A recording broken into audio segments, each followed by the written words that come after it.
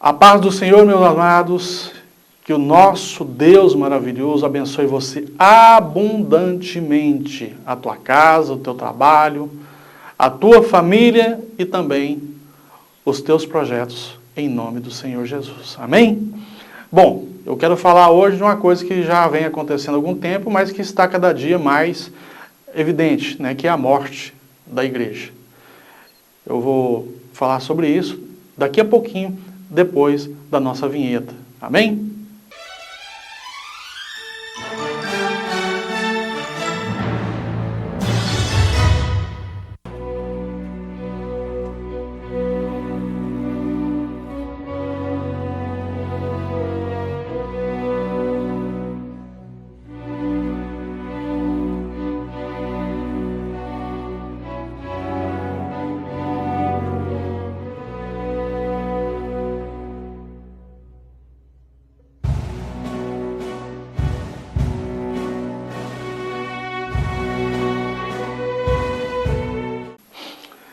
Estou de volta para falar de vocês, para a gente conversar, para a gente ler a Bíblia, conversar com Deus, no final a gente vai dar uma oração e tal. E o tema de hoje é a morte da igreja. Eu vou tentar fazer um vídeo o mais rápido possível, para que a gente possa fazer a obra de Deus, pregar a verdade. Eu queria que você abrisse sua Bíblia, se você puder, ou se não puder, apenas acompanhe abrindo a Bíblia, lá no Apocalipse do apóstolo João, o livro das Revelações, no capítulo de número 3, no versículo de número 14, onde fala sobre a carta à sétima igreja, a igreja de Laodiceia. Na realidade, eu fiquei em dúvida em qual dessas duas se encaixaria a igreja atual. Se é na de Sardo, no capítulo 3, versículo de número 1, ou se a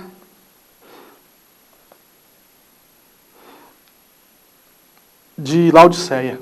E eu escolhi a de Laodiceia, parece que se encaixa um pouquinho melhor no que está acontecendo nos dias de hoje, na igreja contemporânea, que diz o seguinte: e ao anjo da igreja que está em Laodiceia, escreve isto. Escreve: isto diz o Amém, a testemunha fiel e verdadeira, o princípio da criação de Deus. Eu sei as tuas obras, que nem és frio, nem quente. Oxalá foras frio ou quente. Assim, porque és morno, e não és frio nem quente, vomitar-te-ei da minha boca. Como dizes, rico sou, e estou enriquecido, e de nada tenho falta. E não sabes que és um desgraçado e miserável, e pobre, e cego, e nu. Amém? Eis a palavra que eu tenho para as igrejas de hoje, contemporâneas. As igrejas que adotaram o novo evangelho, a qual eu chamo no evangelho da nova era, que prega, como eu disse, um perdão sem arrependimento, uma salvação sem conversão, sem santificação, que prega um amor que Cristo nunca pregou na vida, que é o amor incondicional a quem sempre permanece no erro e não quer mudar de vida, que não quer se converter. Muitos falam, pega essa parte que Cristo nos ensina a amar os nossos inimigos, mas não lembram ou não fazem questão de ler na Bíblia quando Cristo chama os fariseus de raça de víbora. Também fala, ou não se lembram, dos que os apóstolos falaram, chamando de filho de Satanás aqueles que estão no pecado. Existe, meu amado, uma classe de pecador. E tem aquele que peca, mas que não tem prazer no pecado. E o que está acontecendo hoje é que o pecado está entrando dentro da igreja e ele não está sendo combatido. Eles pregam que Deus vai sempre te amar incondicionalmente, o que é mentira. Para que Deus te ame, existe uma condição, que você mude de vida, que você se transforme. E é por essa razão que a igreja atual está morta. Ela morreu. Para ser bem sincero para vocês, alguns podem até me criticar, mas eu vi essa acentuação dessa morte a partir do G12 para cá, na década de 90, 93, 94, por aí. Não sei se por conta do G12, creio eu que sim, ou se por algum outro fator também. Mas a igreja vem morrendo gradativamente, até antes disso, mas se acentuou mais a partir desse momento. Vi igrejas que abandonaram o seu ministério para funcionar em prol do G12. Acabou, não existe mais essas igrejas. E a partir desse momento começou a transformação do evangelho, começou a se pregar um evangelho diferente daquele que Cristo havia pregado. Aquele evangelho que os apóstolos disseminaram após a morte de Cristo e a sua ascensão. Um evangelho, como eu disse, que pode tudo, menos ir para o céu. Eu vi semana repassada, retrasada, e essas semanas posteriores a essa, um embate, um debate sobre um seriado, ou melhor, sobre um programa de TV, um especial de Natal, que um pseudo-humorista, porque ele não tem, na verdade não tem humor nenhum no que eles fazem, que é o especial de Natal que o Fábio Porchat e sua equipe, Portas do Fundo, fizeram. Do Jesus gay, onde retrata Jesus homossexual, tendo caso com o diabo, mas Maria, uma adulta, José, um corno, e os apóstolos todos embriagados e promíscuos. E eles falam que isso é questão de arte. Não é porque se é arte, por que eles não fazem o mesmo com Maomé? Por que eles não ofendem Maomé? Por que ele não colocou Judas, por exemplo, um ator negro? Então, se eles não fazem isso, é evidente. E outra coisa, eles se consideram ateu. Inclusive, peguei uma ofensa de um que se diz ateu, falando palavrões, coisas de baixa moral, em um grupo evangélico a qual eu participo. E eu mandei para a associação, que ele participa da Associação dos Ateus e Agnósticos do Brasil, ATEA, o nome dessa associação. E eu mandei uma nota de repúdio para eles, dizendo o seguinte, que isso não é ateísmo, porque se você está atacando algo que você diz que não existe, para que atacar? Como é que você vai atacar, falar mal de Jesus, se ele não acredita na existência de Jesus e de Deus? Então isso não é ateísmo e nem agnosticismo. Isso aí é satanismo mesmo. Porque está atacando algo que eles dizem que não existem, que não existe. Mas o que me chama a atenção é que alguns desses novos evangélicos, desses novos gospel, quando a gente se indignou, e eu quero falar bem claro sobre isso, porque da mesma forma que eles acham que tem direito de ofender, nós temos o direito de nos indignar e de defender a nossa fé e o nosso Jesus Cristo. E se você não faz isso, é aquilo que Cristo falou, aquele que nega a mim diante dos homens, eu negarei diante do meu Pai. Deus vai negar você. Por que eu estou falando isso? Porque pessoas dessa nova seita, desse novo evangelho da nova era, diz que Cristo não precisa de defesa. Foi claro que não, mas Ele quer que você defenda-o. Ele não precisa de defesa, mas aonde, em qual parte da Bíblia que Ele pediu para você não o defender? Pelo contrário, todos os apóstolos defenderam Cristo até a morte. O caso de Estevão, por exemplo, foi apedrejado, não há outros relatos, mas vamos aí, todos os pelo menos não bíblico, não há relato das mortes, a não ser de Estevão, dentro da Bíblia. Mas a história que eu não posso confirmar, que um foi queimado em azeite, o outro foi decapitado, ou seja, eles defenderam, até o último dia de sua vida, eles defenderam a sua fé. E se eles defenderam, eu vou defender a minha fé também. Então nós temos hoje uma igreja morna, que não defende Cristo, que se preocupa com o seu próprio umbigo, que não tem o verdadeiro amor, que é a caridade, que não faz nenhum tipo de benefício para ninguém, que fala mal do pastor, que atribui ao pastor a apenas a ele as obras sociais e critica porque o pastor não o faz, sendo que ele também faz parte da igreja. Obra social não é só para o pastor fazer. Por outro lado, nós temos um pastor que prega, inclusive alguns, que o dízimo não é bíblico, não atual, que não é obrigatório, e é, para que ele possa, ao invés de pregar a obediência do dízimo, porque essa vai trazer benefícios futuros e não imediatos, para que ele possa fazer as suas campanhas de arrecadação. Porque é muito mais fácil ele instigar a vontade do cara ficar rico, né, do que pregar a verdadeira, a obediência a Deus. Então nós temos uma igreja desobediente. E aí o que acontece? Aí a morte entrou dentro da igreja. Por quê? Porque não é pregado a verdade. E aí o pastor começa a fazer shows pirotécnicos dentro da igreja para manter os seus membros.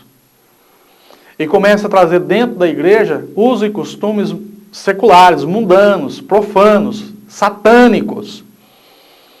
Para vocês terem noção do que eu estou falando, eu peguei 2 postagens em grupos evangélicos que não tem cabimento de uma pessoa que diz ler a Bíblia e ser evangélico ter colocado. E é pastor que colocou isso.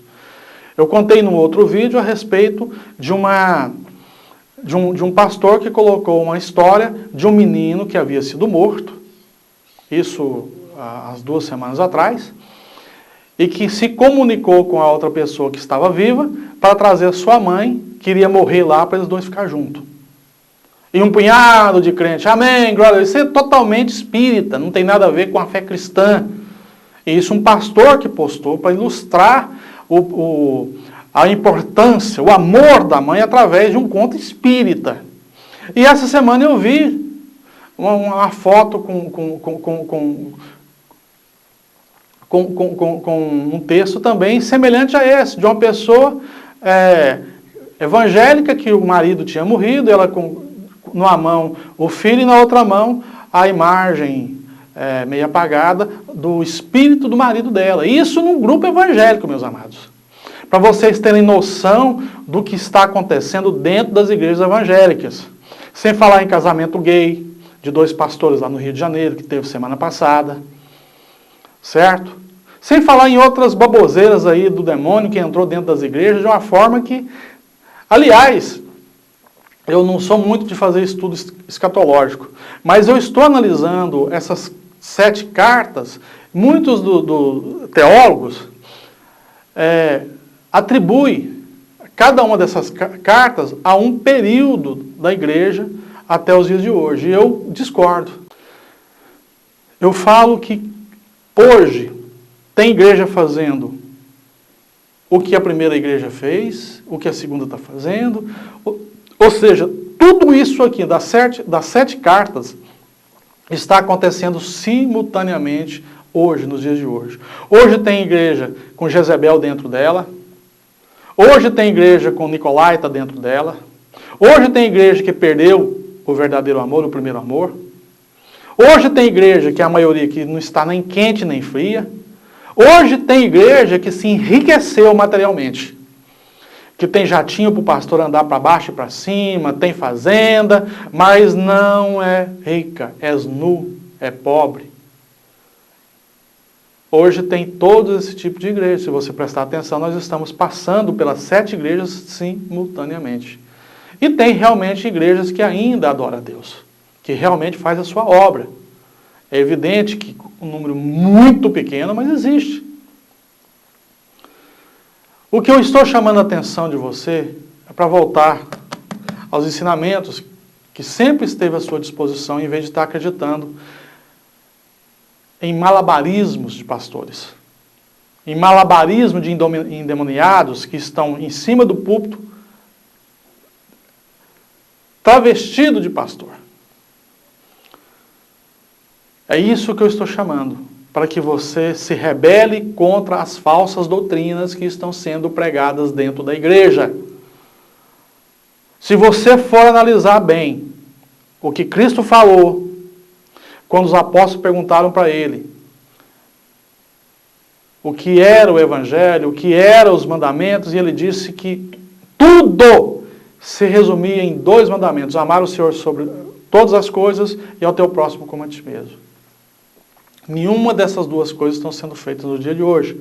Hoje o amor é a si mesmo. Deus é que tem que vir e me suprir de todas as minhas necessidades, coisa que nunca Deus, Cristo, prometeu. Quem prometeu riqueza em troca de adoração não foi Jesus Cristo.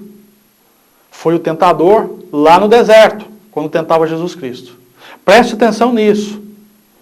Se você acha que vai ficar rico adorando a Deus, tira o seu cavalinho da chuva. Cristo nos prometeu tribulação aqui na terra. E nos prometeu a vitória. E ele jamais disse que essa vitória seria aqui. Se for, amém. Então, pelo amor de Deus, adore a Deus não pelo que Ele vai te dar, mas pelo que Ele é. Comece a praticar as verdadeiras obras de Deus. Comece a ter amor ao teu próximo e a Deus acima de todas as coisas. Comece a fazer aquilo que Deus mandou você fazer. Ele tocou no teu coração para que você ajudasse uma pessoa e você não quis. Deu mais amor ao seu dinheiro que está lá juntando, que você quer comprar um carro mais novo, ou quer tocar de smartphone, ou você quer fazer uma reforma no guarda-roupa, né? Tem gente aí que faz reforma no guarda-roupa, não é todo ano não, é de 3 em 3 meses. Além de estar gastando dinheiro à toa, porque você não vai ficar nem mais bonito nem mais feio por conta disso. Além disso, você está gastando um dinheiro que você poderia estar aplicando na obra de Deus. Se você não quer pagar o dízimo, devolver o dízimo na sua igreja, faz uma cesta básica, dá uma roupa para quem está precisando, que está lá no meio da rua. Junta-se com a outra associação para construir uma casa, um abrigo para a pessoa. Dá esse dinheiro seu, então, para um hospital que está precisando da sua doação. Mas não, você quer trocar de caminhonete todo ano, para mostrar para os seus amigos que você é rico. Você quer reformar o seu guarda-roupa de 3 em 3 meses, quer trocar de celular praticamente toda semana. Toda vez que sai um modelo novo, você está trocando. Isso é ruim para o meio ambiente e é péssimo para a obra de Deus. Eu estou falando hoje não é só para evangélico, para você também que é católico. Deus está de olho em você. E quando Ele te chamar para conversar lá no céu, Ele vai dizer para você: olha, eu estive nu e você não me deu roupa. Eu tive fome e você não me deu o que comer. Tive sede e você não me deu de beber. Era estrangeiro e você não me acolheu.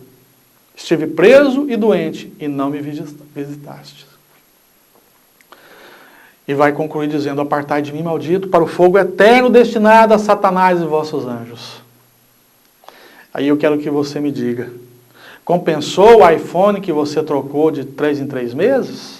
Ou de mês em mês? Compensou a roupinha novinha que você não levou? Morreu, não tem como levar. Roupinha nova, toda semana roupinha nova. Tem que comer uma pizza todo dia. Um x-salada. Sou viciado em x-salada. Ah, uma cerveja, não fique sem a minha cerveja. Compensou, meu irmão? Compensou a caminhonete, a Hilux que você trocou? Você não vai levar ela no caixão e muito menos para o inferno, porque lá não tem lugar, não tem estacionamento. Hein? Aí você me pergunta: mas você, pastor, o senhor é contra a riqueza? Não. Eu quero que você seja muito rico. O que eu sou contra é o que você faz com essa riqueza. O que eu sou contra é que tipo de pessoa é você. Que quando uma pessoa bate no vidro do seu carro, você ergue e finge que não vê, quando uma pessoa precisa. É esse verdadeiro amor que Deus está te chamando para voltar a Ele, independente de nome de igreja. É isso que eu estou pregando. Volte ao verdadeiro amor. Como diz a palavra de Deus, cumpre, na sequência desse texto que eu li, cumpre verdadeiro ouro, forjado no fogo santo de Deus, para que realmente sejas rico. Acumule tesouro lá nos céus, aonde a traça e nem a ferrugem pode comer. Porque aqui, meu irmão, você não vai levar 1 grama de nada. Pense bem nisso. Pensa que se compensa você ter essa boa vida que você está querendo ter. E aí o que acontece? Como nada disso aí, nenhuma riqueza no mundo é capaz de substituir o prazer de fazer a verdadeira obra de Deus, aí tem irmão adulterando, buscando aquilo que ele não tem na sua mulher em outra, pastor em adultério, divórcio dentro da igreja. E aí isso aí traz mais morte ainda. Aí traz, como eu disse no outro vídeo, traz pastores e filhos de pastores se suicidando, irmãos se suicidando, se desaparecendo, se envolvendo com drogas, porque não encontra dentro da igreja aquilo que deveria encontrar, que é o pleno amor de Deus e a satisfação de pegar esse amor e distribuir em forma de ajuda para outros irmãos. Paciência, né? Então é isso aí, meu amado. E eu quero orar ainda por você. Eu quero que você, nesse instante, feche teus olhos e abra o teu coração e ore comigo nesse vídeo. Amém? Eterno Deus e soberano Pai que estás nos céus, em nome do teu Filho amado Jesus, eu venho clamar por esse que está assistindo esse vídeo nesse momento, pedindo que o Senhor venha colocar o teu poder em ação sobre essa vida, tirando as escamas, abrindo os olhos, mudando o coração, transformando, meu Pai, os pensamentos e até mesmo mudando o caráter. Pai querido, Pai amado, em nome de Jesus, ouça o clamor desse teu servo. Visite as igrejas que não estão pregando o teu verdadeiro evangelho, que estão pregando esse evangelho, meu Pai, da nova era, esse evangelho de alta ajuda, que prega mentiras, meu Pai, que prega o perdão sem arrependimento, a salvação sem conversão, sem mudança de vida. Isso não existe, Pai querido. Toca nesse coração desse mentiroso e mostra para ele o fogo eterno que ele vai estar prestes a levar à igreja e a cair nele também. Põe tuas mãos sobre as nossas vidas, abençoando sim. Abençoando, meu Pai, aquilo que é agradável a Ti e não aquilo que eu desejo. Enfim, meu Pai, faça a Tua obra nas nossas vidas. Em nome do Pai, do Filho e do Espírito Santo. Amém? Amados, fiquem com Deus e até o próximo vídeo, em nome do Senhor Jesus. Sim, nós lutamos pela vida, no combate à miséria e à fome, com doações de roupas, alimentos, remédios, aparelhos para surdez, óculos, na construção de hospitais, escolas, creches e abrigos. Combatemos também a pedofilia, o aborto e as drogas, através de programas sociais e de conscientização, como palestras, vídeos e propaganda, ou apoiando outras entidades que também lutam pela vida. Nós precisamos muito da sua ajuda. Sem ela, é impossível continuarmos. Venha lutar pela vida conosco. Felice a nós. Curta a nossa página ou faça sua doação. Acesse ministériotribodecristo.org e saiba como.